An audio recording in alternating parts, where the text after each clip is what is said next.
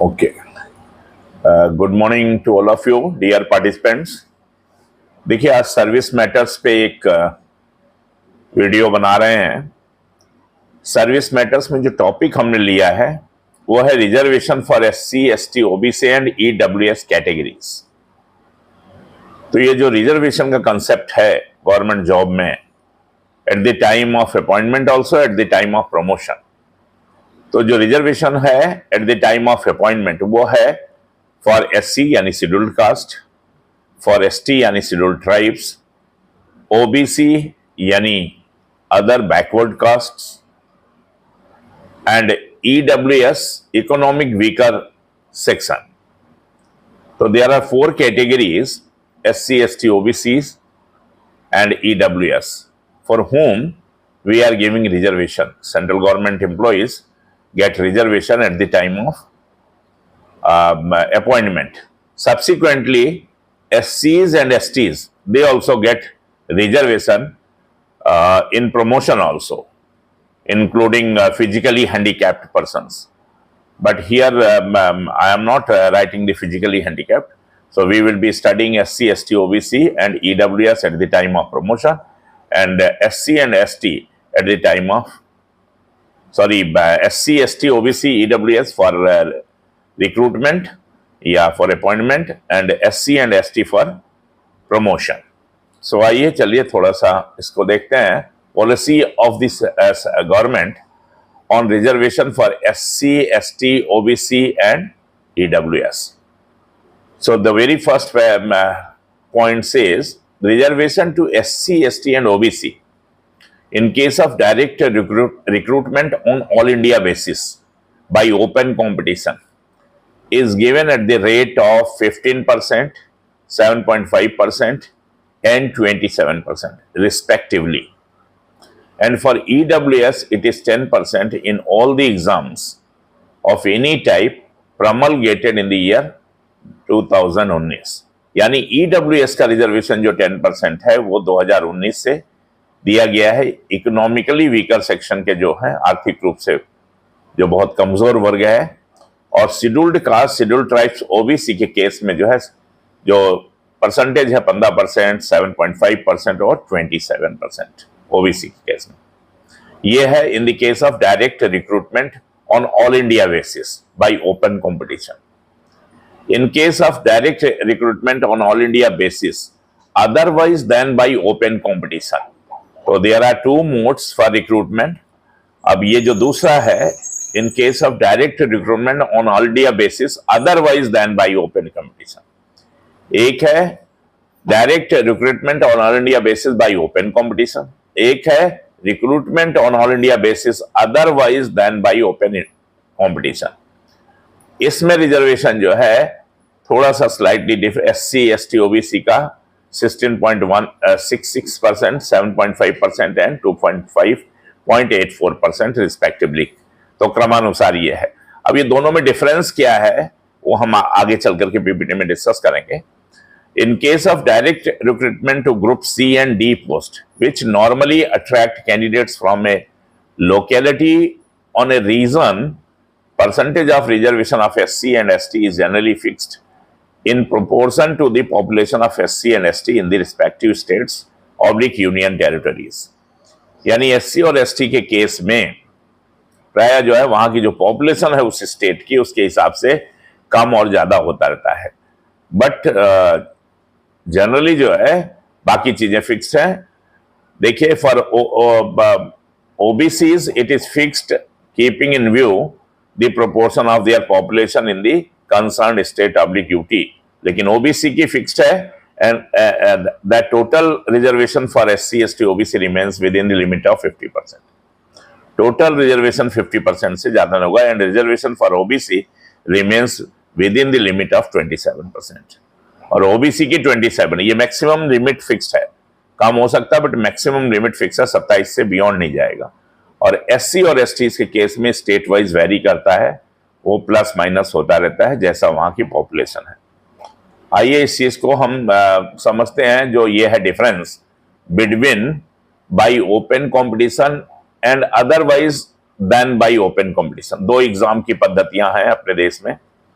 पहला है the expression by open competition means all recruitment by union public service commission, UPSC जितना exam लेती है वो सब by open competition, whether through written examination और बाय इंटरव्यू और बाय बोथ, चाहे रिटन एग्जाम हो चाहे इंटरव्यू हो, चाहे दोनों उसमें हो, रिटन भी हो और इंटरव्यू भी हो, and recruitment made by other authorities including staff selection commission और any other appointing authority through written competitive examination और test.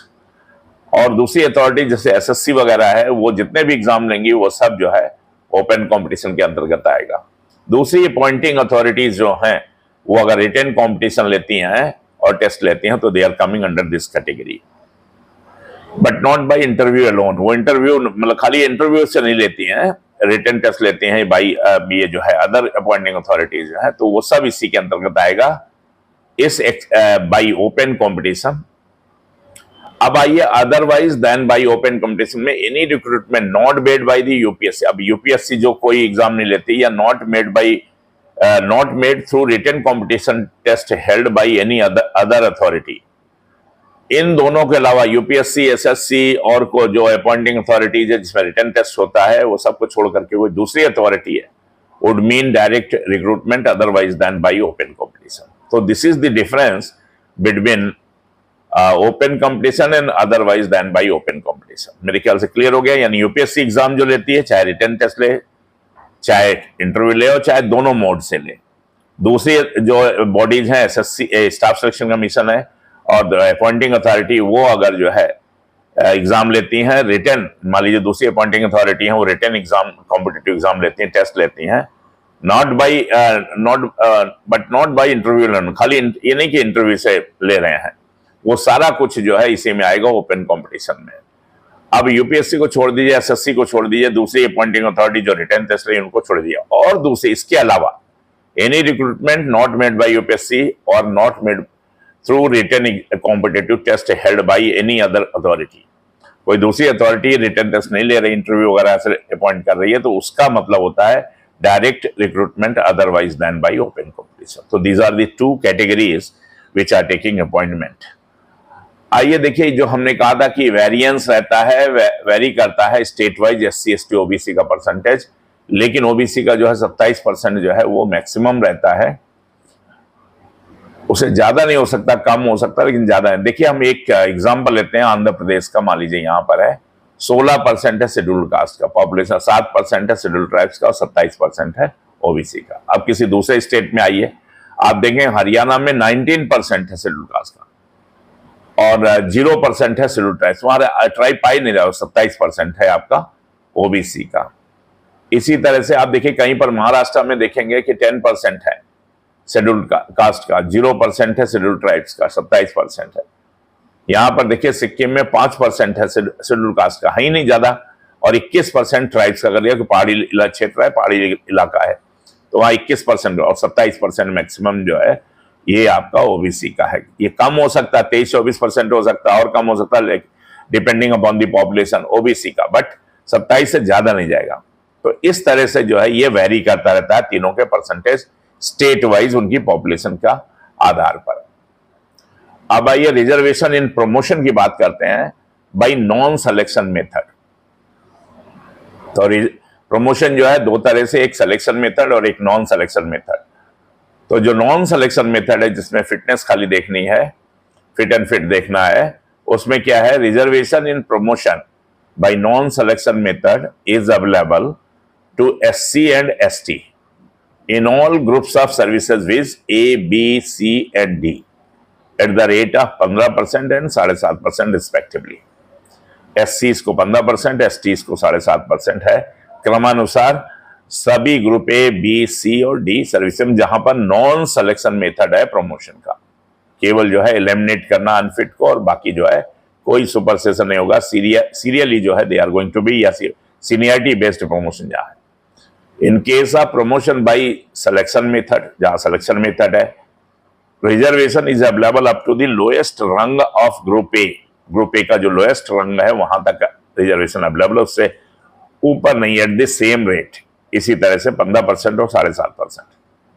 In promotion by selection to post within group A, अब within group A में आइए, which carry an ultimate salary of ₹18,300 और less in pre revised scale, there is no reservation, but the scheduled caste / scheduled tribe officers who are senior enough in the zone of consideration for promotion so as to be within the number of vacancies for which the selection list is to be drawn up would be included in that list provided they are not considered unfit for promotion. अब selection method में कह रहे हैं कि group A में थोड़ा सा जो है विच carry an ultimate salary of ₹18,300 और लेस, इससे ज्यादा ना हो, इससे कम, ज्यादा वाले में रिजर्वेशन नहीं, लेकिन इससे कम वाले में ये प्री रिवाइज स्केल कह रहा है 6th CPC का, 7th CPC का नहीं, उसमें तो आपका आ गया है, मान लीजिए जो है 6th CPC में स्केल वगैरह थे, तो इसमें जो है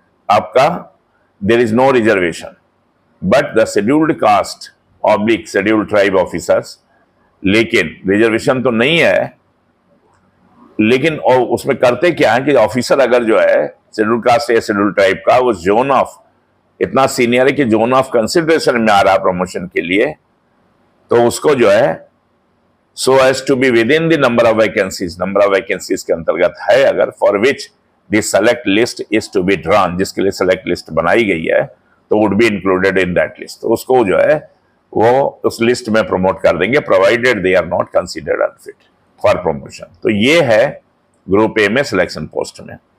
तो प्रमोशन में भी जो है इस तरह का रिजर्वेशन देते हैं। अब relaxation available to SC and STs, तो the relaxation that are available for the SCs and ST in direct recruitment are as follows. देखिए, उनको relaxation in the upper age limit by 5 years, 5 साल का उनको छूट है अपर एज लिमिट में। Exemption for payment of examination oblique application fee, application fee और examination fees में भी छूट है। Where interview is a part of the recruitment process, जहां पर इंटरव्यू जो है एक रिक्रूटमेंट प्रोसेस का पार्ट है, SC and ST candidate should be interviewed separately, तो SC ST कैंडिडेट को अलग से इंटरव्यू लिया जाता है, इस तरह का उनको प्रिविलेजेस हैं। Qualification regarding experience can be relaxed in respect of SC and ST candidate at the description of UPSC या कॉम्पिटेंट, अगर चाहें तो वो जो है एक्सपीरियंस वगैरह जो है उसको रिलैक्स किया जा सकता है SC ST के लिए, सुटेबल कैंडिडेट अगर उस लेवल के नहीं मिल रहे हैं तो। Standard of suitability can be relaxed, तो सुटेबिलिटी का जो स्टैंडर्ड मानक तय किया गया है उसको भी रिलैक्स कर सकते हैं कैंडिडेट को लेने के लिए। तो इस तरह से जो है ये रिक्रूटमेंट में कुछ चीजें जो है रिलैक्सेशंस देते हैं। अब relaxations available to SC and ST in promotions में आपने देख ही लिया कि the zone of consideration is extended to 5 times। ये जो जोन ऑफ कंसिडरेशन है उसको 5 times एक्सटेंड किया जाता है। The number of vacancies in case suitable SC ST candidates are not available within the normal zone of, there are 2 zones, normal zone of consideration और एक है extended zone of consideration. तो normal zone में अगर नहीं है तो उसको 5 times तक एक्सटेंड करके और सुटेबल जो है SC STs को प्रमोट करते हैं। मिनिमम क्वालिफाइंग मार्क्स और standard of evaluation are relaxed, जो मिनिमम क्वालिफाइंग मार्क्स है या कोई स्टैंडर्ड है इवेल्युएशन का उसको भी, वो भी रिलैक्सेबल है, उसमें भी छूट मिल सकती है। अपर एज लिमिट, मान लीजिए कहीं पर अपर एज लिमिट फिक्स्ड है कि 50 से ज्यादा 50 हो गया तो प्रमोशन नहीं मिलेगा, तो वहां पर 5 साल उनके लिए छूट है, यानी 55 ईयर्स तक उनको प्रमोशन दिया जा सकता है। तो इस तरह का जो है ये लिखा हुआ है, for promotion is prescribed not exceeding 55 years, वहां पर भी 5 साल का उन्हें रिलैक्सेशन कैन बी गिवन, यानी up to 55 years they can be promoted. तो ये सब जो है बेनिफिट्स जो है गाइडलाइन सेंट्रल गवर्नमेंट की है। यहीं पर वीडियो को रैप अप करेंगे और आपको जो है फिर आगे इसके ले चलेंगे SC ST OBC की और जो BA प्रमोशन में या अपॉइंटमेंट में या आपका जो है और जो कंसेशंस हैं वो सब डिस्कस करने के लिए दूसरी कैटेगरीज को वी विल गो अहेड। आज ये वीडियो यहीं पर रैप अप करते हैं। Thank you very much.